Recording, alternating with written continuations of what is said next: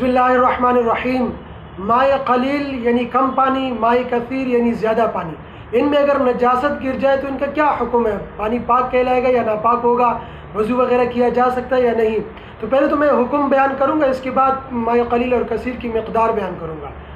مائع قلیل میں اگر نجاست گر جائے، اس کا حکم بیان ہوا تھا، اس کا حکم واضح ہے کہ مائع قلیل میں اگر نجاست گر جائے تو وہ پانی ناپاک کہلائے گا، اس سے وضو وغیرہ درست نہیں ہے، جائز نہیں ہے۔ مائع کثیر، اس کی دو شکلیں بیان ہوئی تھی، دونوں شکلوں کا حکم ایک ہی ہے۔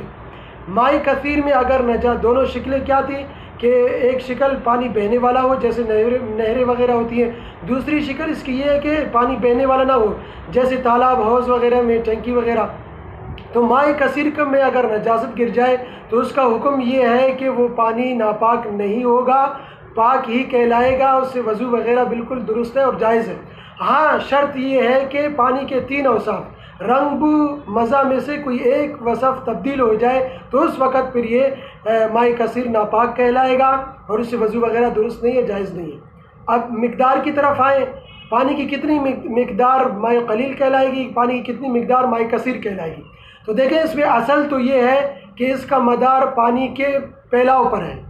اگر پانی کا پھیلاؤ اتنا ہے کہ پانی کے ایک طرف حرکت دینے سے اس کا اثر، اس حرکت کا اثر پانی کے دوسری طرف اس کا اثر پہنچتا ہو تو وہ مائع کثیر کہلائے گی، اور اگر اس حرکت دینے کا اثر پانی کے دوسری طرف نہ پہنچے تو وہ مائع قلیل کہلائے گی۔ اصل تو یہی، اس کا مدار پانی کے پھیلاؤ پر، لیکن بعد میں مفتیان کرام نے عوام کی آسانی کے لیے اس کی تعین اس طرح کر دی کہ 10 ذراع لمبائی میں، 10 ذراع چوڑائی میں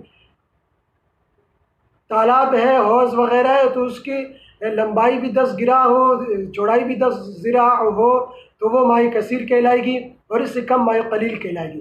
1 ذراع 1.5 فٹ کا ہوتا ہے تو 10 ذراع 15 فٹ بنیں گے، یعنی 15 فٹ لمبائی میں، 15 فٹ چوڑائی میں یہ مائع کثیر کہلائے گی، اس سے کم مائع قلیل کہلائے گی۔ اور گہرائی کتنی ہونی چاہیے؟ گہرائی بس اتنی ہونی چاہیے کہ پانی جب آپ لوگ تو زمین نظر نہ آئے، بس گہرائی اتنی ہونی چاہیے۔